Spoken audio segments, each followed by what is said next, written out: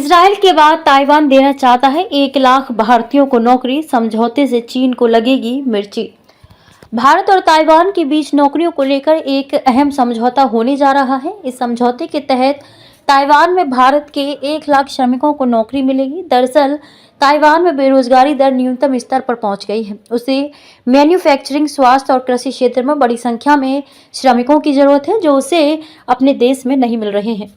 ऐसे में उसने भारत की तरफ समझौते के हाथ बढ़ाए हैं।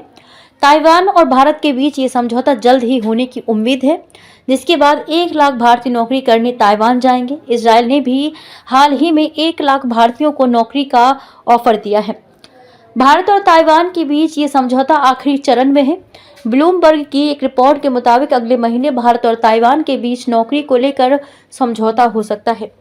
उसके बाद ताइवान में नौकरी दिए जाने की प्रक्रिया शुरू हो जाएगी। ताइवान ने भारत के कुशल श्रमिकों को अपने देश के श्रमिकों के बराबर वेतन और इंश्योरेंस जैसी सभी सुविधाएं देने की भी पेशकश की है। भारतीयों को नौकरी देने के लिए ताइवान भारत के कई बड़े शहरों में जल्द ही अपने ऑफिस भी खोल सकता है।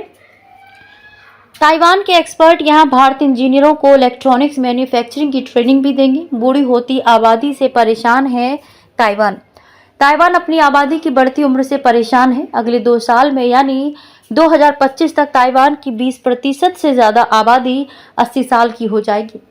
ताइवान के अलावा भी कई देश इसी समस्या से परेशान हैं। हाल ही में इजराइल ने भी 1 लाख भारतीयों को कंस्ट्रक्शन और नर्सिंग क्षेत्र में नौकरी देने की पेशकश की है। श्रमिकों की मोबिलिटी को लेकर भारत का जापान, ऑस्ट्रेलिया, फ्रांस समेत 13 देशों के साथ समझौता हो चुका है। इनमें से ज्यादातर देश आबादी के बूढ़े होने की समस्या से परेशान हैं। चीन को लगेगी मिर्ची। भारत और ताइवान के बीच लगातार संबंधों में बेहतरी हो रही है। दोनों देशों के बीच व्यापार और निवेश भी लगातार बढ़ रहा है।